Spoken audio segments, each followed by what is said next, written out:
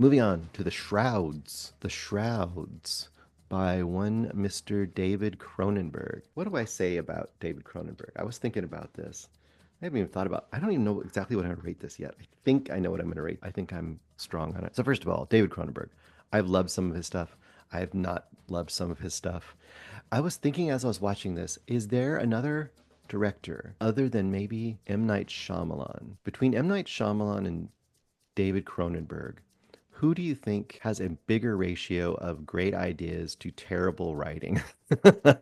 Now, they both have great movies. And I think that overall, Shyamalan's movies are more fun for me to watch because if he has a great idea or an interesting idea, he may execute it terribly, but he always does it in a really fun and entertaining way. And there's always a level of humor or there's like a energy or something to it that makes it it's fun to watch a lot of times. It's not like a dull like downbeat experience, but with Cronenberg, that can be the case sometimes. And even when they aren't like that, sometimes they're just so preposterous. They just don't quite work. Now his older stuff, for some reason, it worked a little better in his older stuff for me. Maybe that's because it was a little more, there's a little more of a camp appeal. And also at the time, they were a little more, I don't know, just a little more visceral and outrageous for their time period. There's so much stuff that's been out since then. I think it's a little more, it takes a little more for become outrageous with Cronenberg. But I would contend that Cronenberg's at his best when he's not writing his own ideas. And I think of things like The Fly, which is a previous property that he's adapting. You've got The Dead Zone, which is Stephen King, of course. And then you've got The History of Violence and you've got Eastern Promises, which I think are both based on other works. Crash, to some degree. Crash is based on another work, I think, but I don't think it works great. There's a lot of other stuff that's kind of like, it's okay. But sometimes he kind of gets out over his skis, as you might say. Well, this is another one of those. His most recent ones definitely haven't been working for me very well at all. In fact, the last one I never even watched. I just believed that the hype, which was to me negative enough, I don't think I want to spend time with it. Okay, here's what you got with the Shrouds.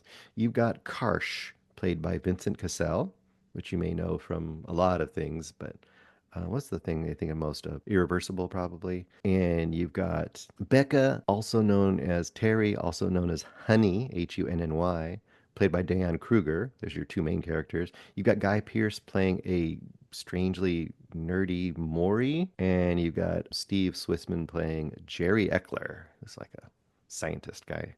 So anyway, Karsh, our main character, what is he doing at the beginning of this movie? He's on a date. His wife's been dead a little while, and he's still having a hard time getting over it. And I guess he keeps going on blind dates with women.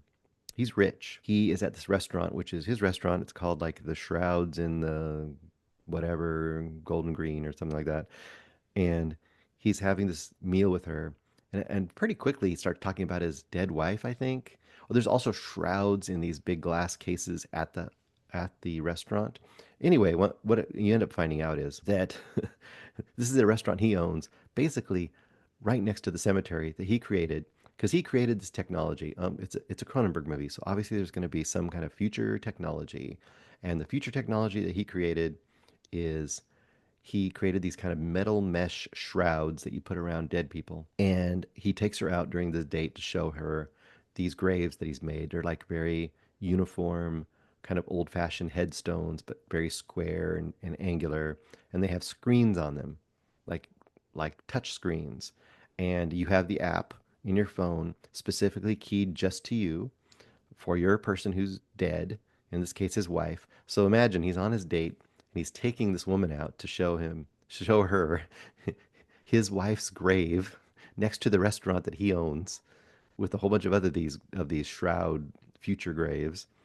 And then you pull up your app and it lets you see the decaying body inside of the grave. And that is the absolutely preposterous idea that is the centerpiece of this movie. And of course, she's horrified and thought, this is like worst first date ever. And she's done. She's like, well, you're a nice guy, but nope. But the whole point of right out of the gate, I'm starting to laugh because this movie takes itself very seriously, I feel like. But then sometimes I'm not, is it supposed to be funny? I don't think it is. But this is one of those movies that I think would try to, kind of like Shyamalan does sometimes, try to after the fact say like, oh, well, I meant it to be kind of funny. And I think like, I don't think he means this to be funny. I've seen a bunch of reviews that are things like, the most personal piece that Cronenberg has done in a long time because apparently his actual wife has died recently, which terrible. And writing a movie about that experience or that feeling or that grief, absolutely valid. This movie though is to me not the movie to do that with. And I shouldn't be laughing, but I am because it's ridiculous. The movie's ridiculous. First of all, who wants this? Like, who are you selling this to? He makes it, and they make it seem like this is a elite, like highly desirable, kind of a boutique thing that people are going to want. Very futuristic, like very Black Mirror, right? But no, no one's going to want to have this. Not no one. There's going to be some people, but first of all, most people are not going to want to have a live stream inside the grave of their loved one to watch them rot, and that's what he's all about. Anyway, he's watching her. He's looking at her body, and I got to say that first of all, another thing here, this feels like I feel like this is like megalopolis for this is megalopolis. I can't say the word for David Cronenberg. This is a passion project that someone should have been saying all the way along, like, nope, no, that's a bad idea. No, don't do that. The the the images were given of the decaying corpses in the graves. They look like cartoons, and I think they're supposed to look realistic. They don't. They don't look even remotely realistic, but I think they're supposed to. I don't know. Please, someone answer this. Eric, what do you think? He notices some like growths on the bones, and he thinks that's unnatural, and he starts to think that someone's planted like things in there, electronic. What are these? Are these like devices? And so it's becoming this kind of a conspiracy theory. And then I would say probably two-thirds of this movie is a very boring conspiracy theory, no techno thriller, in quotes, where you're supposed to wonder like who is trying to stop or infiltrate his system of electronic graves, and is there some kind of corporate espionage going on, and there's vandalism goes on to the grave site, and nerdy guy Pierce is there to help him. Oh, and there's these weird flashbacks where he sees his wife who was dying of a degenerative disease and kept having body parts cut off, so of course there's body damage to her, and that's a whole Cronenbergian kind of thing.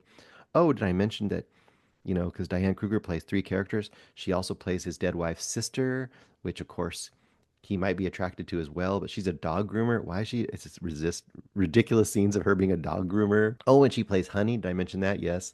Honey is his AI assistant, which is like a cartoon version of his ex-wife who has really, really laughable dialogue to him where she pops up. This feels like, and there's movies that do this, it's like when you get old dudes, speaking as an old dude, you get old dudes writing movies about a teenager experience and it just doesn't seem authentic.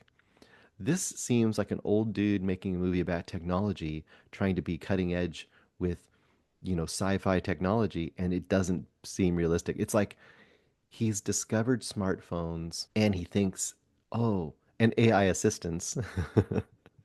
And he thinks he's really going out on a limb and like where these things could go, like these could go into really crazy dark places like digital graves and AI assistants that are cartoons of your dead wife. It's like you're blowing our mind, dude. No, no, you're not. It's making me laugh.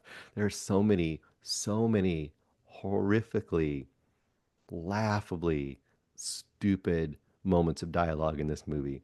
There's there's a moment where he's having the what is it, the fantasy of his wife coming back after she'd had one of her breasts removed because has a degenerative disease, right? He has some weird like dialogue with her about how that was my favorite one, meaning which his favorite breast of hers, and he's just it's just so laughable. It's so terrible, but it's not laughable enough to be fun. This is not a one-star banger. It could be a one-star banger, which is like so bad, but also just so great. Like last Shyamalan's last one, the Trap movie. To me, that was a one-star banger because it was so much fun, but so terrible.